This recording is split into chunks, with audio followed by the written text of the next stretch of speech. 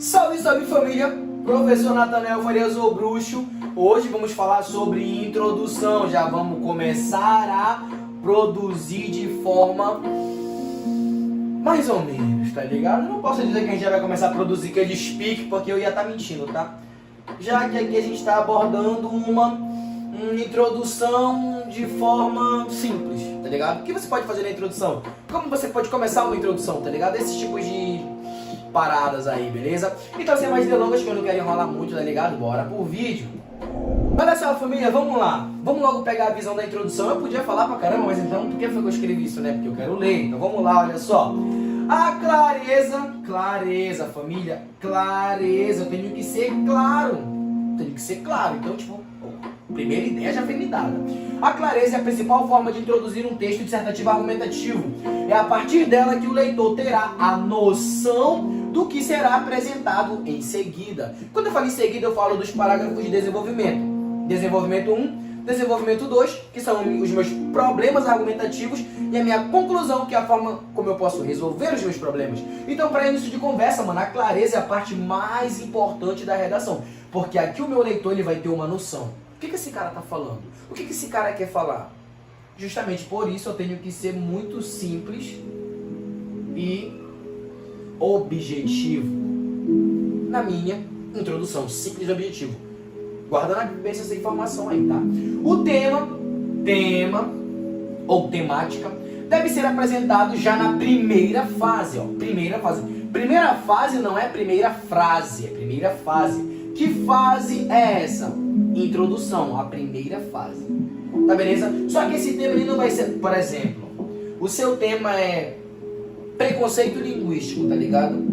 Tipo um preconceito que as pessoas cometem por falar das pessoas que tem um sotaque diferente. Tipo a galera do sul que fica tirando a gente porque ele fala que a gente fala muito matuto, enfim, tá ligado?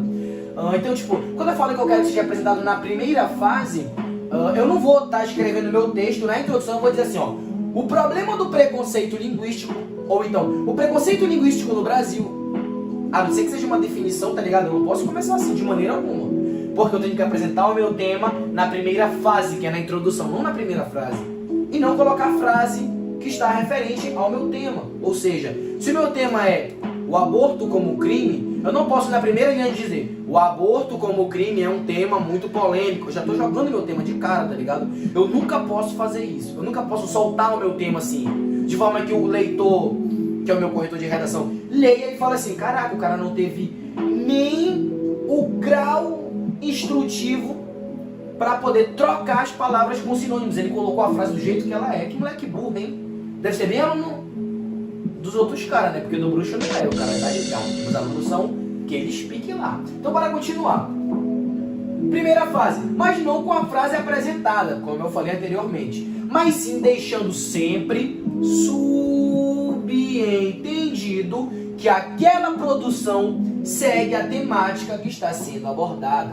Quando eu falo que a produção segue a temática, eu quero dizer que ela segue o tema que está sendo abordado. Por exemplo, se o meu tema é, mais uma vez eu vou falar sobre esse tema porque ele está tão próximo da gente, né? Preconceito linguístico, eu acabei de falar dele. Se eu falo que o meu tema é preconceito linguístico, a primeira coisa que eu tenho que saber identificar é o que é um preconceito e o que é linguístico. Linguístico vem de linguagem, linguagem vem de fala.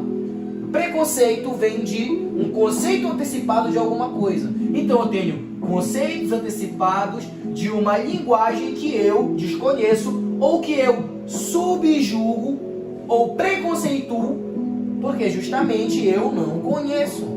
Por exemplo, esses dias eu estava vendo um programa no YouTube chamado Flow Podcast, tá ligado? Acho que é assim, ou é Flow Podpah, tem um monte de Flow. Acho que é Flow Podpah. E os caras estavam falando sobre linguagem lá, sobre o preconceito que algumas pessoas sofriam por ir pro Rio de Janeiro, né? As pessoas de SP, né? De São Paulo. Tinha um preconceito muito grande lá no RJ, porque, tipo, os caras falavam palavras lá que eram meio ofensivas, tipo cuzão. Um cara chega lá no outro no RJ e fala assim, aí, cuzão? Tá ligado? Tipo, não, perdão, um cara chega lá em São Paulo e fala pro moleque assim, lá do RJ, e aí, cuzão? Tipo, o moleque do Rio de Janeiro acha cuzão uma coisa, tipo, cuzão, pô, um cara com média. Tipo, a gente no Pará também acha, tá ligado? Mas lá, mano, em São Paulo, cuzão é uma parada normal. Tipo, e aí, cuzão, tudo certo? Tanto é que vocês veem, por exemplo, o humorista Thiago Ventura falando sobre isso diversas vezes. O humorista Afonso Padilha, tá ligado? Que são 2 integrantes do Quatro Amigos. E tipo, é uma coisa normal, tá ligado? Mas pra gente é uma ofensiva. E aí o cara lá tava, um tal de Mítico, sei lá, acho que é assim o nome dele, tava falando sobre égua. E tinha um cara lá da produção dele que sempre falava égua, não sei o que e tal. Aí eles ficaram assim, mas égua significa o que na linguagem desse cara? Porque égua pra nós é um cavalo, né, mano? Ou uma égua, né? Um cavalo feminino. Ele falou desse jeito, achei engraçado. Mas égua pra gente significa tipo um nossa, um uau, um que triste, um poxa, não vai dar. Égua significa tudo pro paraense, tá ligado? Égua é tudo pra tua carreira. Tu sabe disso. O cara faz uma coisa firme, égua. O cara faz uma coisa ruim, égua. O cara tá te impregnando, égua. Tipo, é muitos éguas. Porque o que muda é o quê? Tonalidade de voz. Entendeu? Então eu tenho que primeiro falar sobre o preconceito e sobre a linguagem, que são abordados dentro do meu tema, seguindo a minha produção.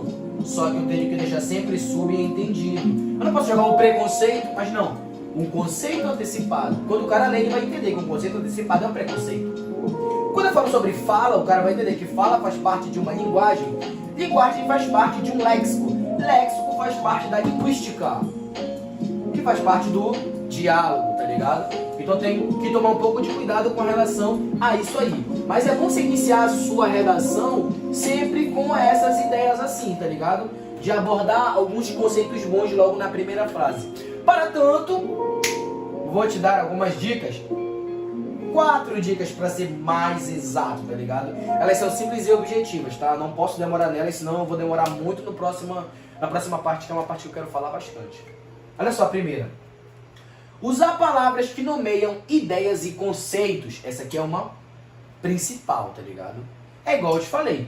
Preconceito linguístico é um conceito antecipado. Conceito antecipado é uma palavra que vai o quê? Dar nome às ideias que eu tenho sobre o tema e aos conceitos que eu formulei. Entendeu? É isso. É simples, não é simples, não é fácil. Não é que a gente olha às vezes e fala assim, caraca, é tão fácil tirar 1000 na redação do Enem? É, mano. Isso eu tenho que seguir as aulas todas direitinho. Tem alguma dúvida, volta no caderno, copia, porque o bruxo tá aqui pra te ajudar, tá ligado? Outra, não usar marcadores de tempo. Lembra que eu te falei lá no comecinho das nossas atividades que eu não gosto que as pessoas utilizem na antiguidade ou então antigamente ou até mesmo na atualidade, tá ligado? Eu não gosto que as pessoas usem muito na atualidade, antigamente, na antiguidade, porque isso aí o que, ó? Eles são marcadores de tempo e tu pode acabar te confundindo. Porque se tu falar que na antiguidade alguma coisa era boa, tu vai ter que dizer que na atualidade essa coisa é ruim. É sempre assim. Nunca na antiguidade uma coisa foi boa e na atualidade ela vai ser boa também. Isso não existe, tá ligado? Por exemplo, vamos pegar a comunicação.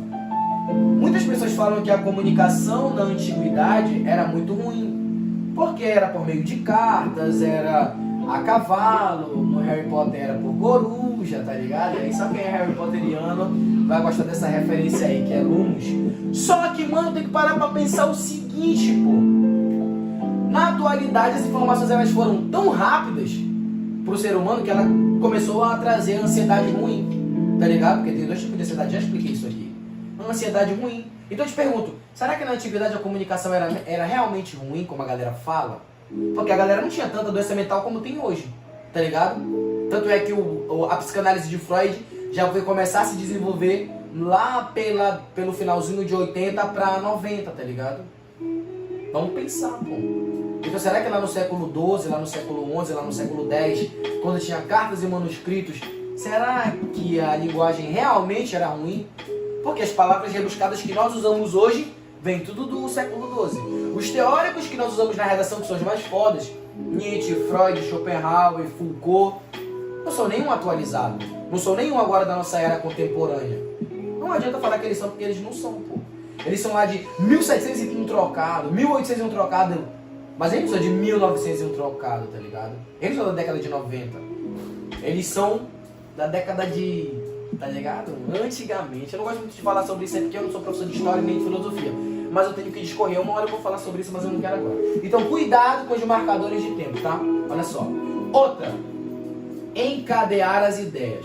Quando eu falo sobre encadear as ideias, eu falo sobre seguir uma linha de raciocínio que tenha uma finalidade.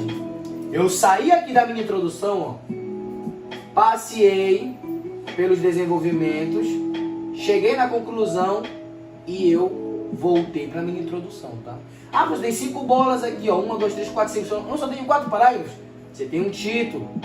Jogou o título, jogou a introdução, desenvolvimento 1, desenvolvimento 2, conclusão, voltou pro título. Tudo tem que estar intimamente ligado. Justamente por isso que você precisa encadear as suas ideias, deixar elas em forma cronológica. Para finalizar esse tópico aqui, usar operadores argumentativos. Esses operadores argumentativos que eu falo para vocês, nada mais é do que conectivo. Inclusive, eu acho que eu já vou disponibilizar a apostila de conectivos nessa aula, eu já devo ter disponibilizado, não sei o que eu vou fazer nesse momento, tá ligado? Mas se eu tô falando agora que eu vou disponibilizar, eu acho que ou vai ser nessa aula, ou eu já disponibilizei anteriormente. Não faço ideia, tá ligado, de quando vocês vão estar assistindo isso, mas é isso que eu vou fazer, tá ligado? Eu vou disponibilizar. Quando eu falo sobre operadores argumentativos, eu quero que vocês tenham em mente uma coisa. Conectivos, eles têm que ser substitutíveis, nada de ficar repetindo o conectivo.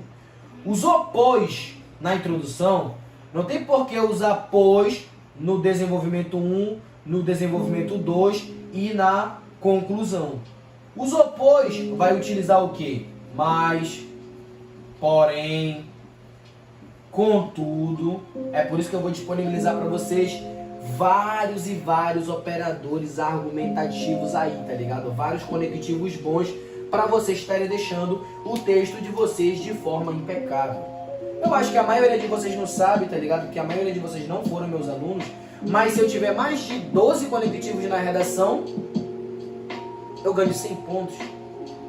Depois eu vou falar um pouco mais sobre isso, tá ligado? Eu vou só deixar vocês um pouco curiosos aí, porque a nossa aula sobre estratégia argumentativa, ela vai chegar, tá ligado? E aí eu vou estar abordando esse assunto com a devida atenção que ele merece, porque tem que ser uma aula gigante só para falar dele, beleza? Olha só, para finalizar o tópico, eu venho trazendo aqui, ó, 5 formas de você apresentar uma introdução. A primeira forma é utilizar uma citação, tá? Se você não sabe como é que faz uma citação, calma, relaxe, comece pelo básico. Uma hora você vai aprender como coloca uma citação, porque eu vou te ensinar, tá ligado? Então você pode colocar: segundo o filósofo, ou o sociólogo, ou o historiador, qualquer pessoa que tenha uma citação que seja totalmente de autoridade. Como eu já falei nas aulas anteriores, isso vocês sabem, tá? Tem que ter uma citação de autoridade de alguém. Então começa com, olha aqui o operador argumentativo de número 1 aqui, ó, conectivo. Segundo, conforme, consoante, todavia, comecei meu texto. Segundo o filósofo Friedrich Nietzsche, o homem é uma corda estendida entre o abismo, o animal e o super-homem, a parte boa e a parte ruim, o bem e o mal. Citação, tá ligado?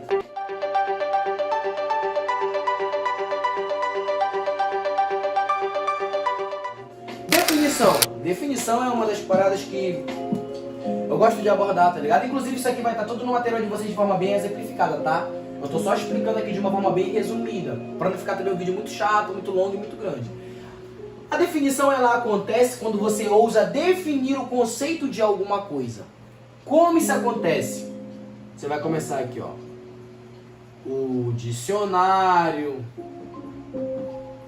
Aurélio da língua portuguesa define ética como sendo um conjunto de valores morais que regem a sociedade, conhecido por lei. Olha só que bonito. Você fez uma definição da palavra ética, que provavelmente seria o seu tema aí.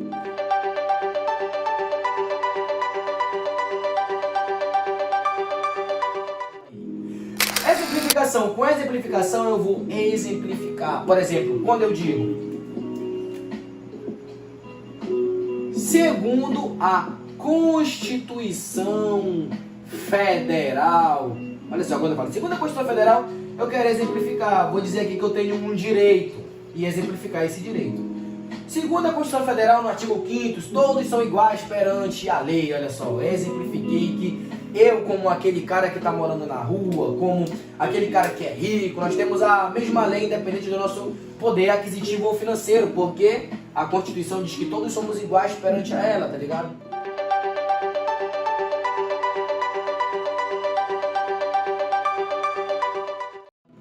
A alusão histórica é quando eu utilizo da história para poder ter um embasamento, tá ligado? Como eu já falei pra vocês agora, né, porque eu nunca tinha falado isso, a nossa vida ela é uma pokebola, tá ligado? O que é uma pokebola? Quem assistiu Pokémon tá ligado, tá ligado?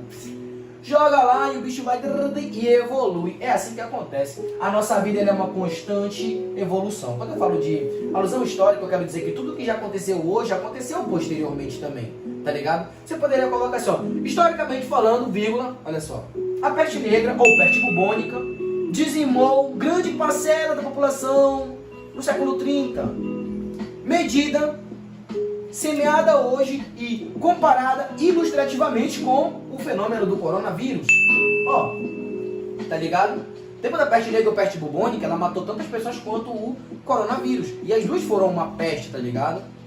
Tanto é, mano, que se vocês pegarem, por exemplo, o livro Inferno de Dante, do Dante Alighieri, retratado sobre a tela do pintor italiano Botticelli, vocês vão ver que uma das 7 pragas descritas dentro daquele mapa, ou do Dante Inferno, assim como tanto o Alighieri quanto o Botticelli falam, é a peste negra ou peste bubônica, porque foram um dos castigos divinos mandados por Deus, segundo as partes históricas do livro do Inferno de Dante, do Dante Alighieri.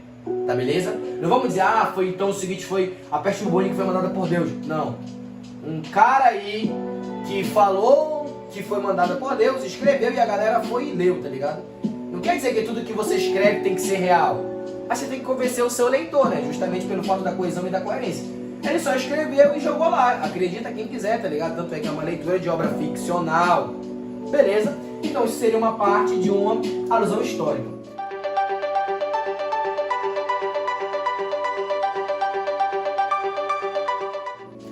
A afirmação. Eu não aconselho usar muita afirmação, tá? Mas como eu tô falando de todos os quesitos aqui, eu vou dar uma explicada. Cuidado, por favor, tá? Afirmação é quando você só joga logo, tá ligado? Tipo assim, ó. O governo vacila porque deixa os moradores de rua à mercê do descaso. Ou então, no Brasil é perceptível a intolerância religiosa. Ou então, por exemplo, o descaso para com os surdos no Brasil é óbvio, é nítido, é evidente, olha só. Eu tô afirmando, tá ligado?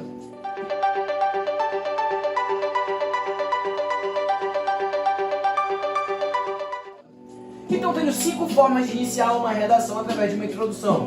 A afirmação, que é quando eu quero afirmar alguma coisa que aconteceu e que eu tenho certeza de que eu posso fazer isso. A alusão histórica é quando eu utilizo partes da história para explicar movimentos novos, que também já aconteceram anteriormente. Exemplificação é quando eu dou uma ideia de algo, pode ser bom ou ruim, exemplificando ele, mostrando como ele acontece ou poderia acontecer. Definição é quando eu coloco o real sentido, tanto de uma palavra quanto de